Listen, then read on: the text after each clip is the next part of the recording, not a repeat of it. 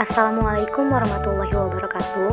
Perkenalkan, nama saya Eki Rahmawati, NIM 203210069, Prodi Manajemen Pendidikan Islam, kelas 5C, dengan mata kuliah Etika Manajemen. Baiklah, di sini saya akan mereview buku yang berjudul Manajemen dan Etika Perkantoran, karya Wildan Zulkarnain MPD dan Dr. Raden Bambang Sumarsono MPD, yang terdapat pada bab 2 yang berjudul Etika Komunikasi. Komunikasi bisa ditelaah dari segi saling ketergantungan yang mampu menjelaskan hubungan antar manusia. Oleh sebab itu, seorang individu harus terus mengasah keterampilan berkomunikasi untuk dapat menyesuaikan diri dan bersosialisasi dengan lingkungannya. Sikap dan budi bahasa yang santun, senyuman yang ikhlas, ramah dan penuh perhatian, serta mudah mengucapkan terima kasih dan permohonan maaf akan mewujudkan rasa saling menghormati dan bekerja sama yang erat, sehingga dapat meningkatkan produktivitas kerja. Komunikasi efektif.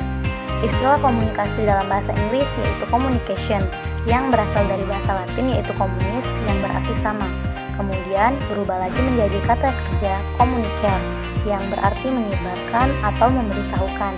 Jadi, menurut asal katanya, komunikasi ini berarti menyebarkan atau memberitahukan informasi kepada pihak lain guna mendapatkan pengertian yang sama.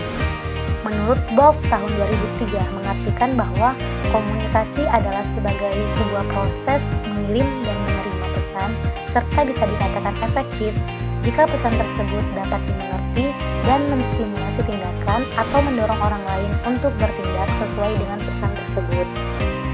Komunikasi nonverbal. Komunikasi nonverbal adalah bentuk komunikasi yang menggunakan bahasa isyarat atau bahasa diam tanpa kata, atau biasa juga yang disebut dengan bahasa tubuh. Contohnya, mengangguk untuk menyatakan persetujuan, mengepalkan tangan untuk menyatakan kemarahan, dan lain sebagainya. Komunikasi verbal. Komunikasi verbal terdiri atas ucapan lisan dan tulisan, sehingga dapat dilakukan dengan cara berbicara, mendengar, menulis, dan membaca. Komunikan dapat mendengar pesan atau membaca pesan yang disampaikan oleh komunikator. Dan faktor yang mempengaruhi kelancaran komunikasi verbal ini adalah inteligensi, pengetahuan, budaya, kepribadian, biologis, dan pengalaman. Materi selanjutnya yaitu etika dan etiket. Pengertian etika. Etika berasal dari bahasa Yunani yaitu ethos, yang berarti sikap, watak, ataupun cara berpikir serta kebiasaan dan adat istiadat.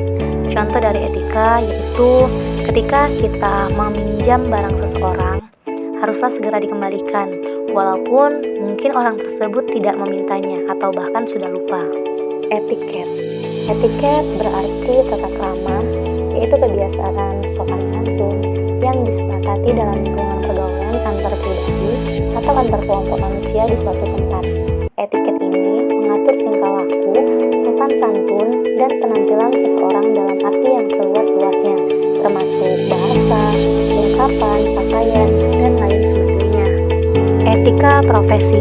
Definisi dari etika profesi adalah sikap hidup berupa keadilan untuk dapat atau bisa memberikan suatu pelayanan profesional terhadap masyarakat dengan penuh ketertiban, serta juga keahlian yakni sebagai pelayanan dalam rangka melakukan tugas yang merupakan kewajiban terhadap masyarakat. Etos kerja. Etos kerja merupakan sikap mental seseorang dalam menghayati dan menghargai pekerjaannya.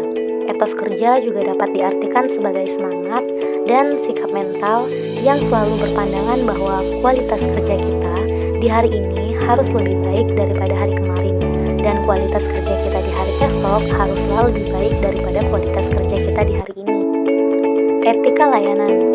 Pelayanan prima dapat terwujud atas dasar praktik etika service work kantor, karena pelayanan prima umumnya dilakukan di kantor dan inti pekerjaan perkantoran bersifat yang erat dengan komunikasi. Oleh karena itu, bisa disimpulkan bahwa komunikasi kantor yang efektif dan beretika merupakan dasar implementasi pelayanan prima di suatu lembaga.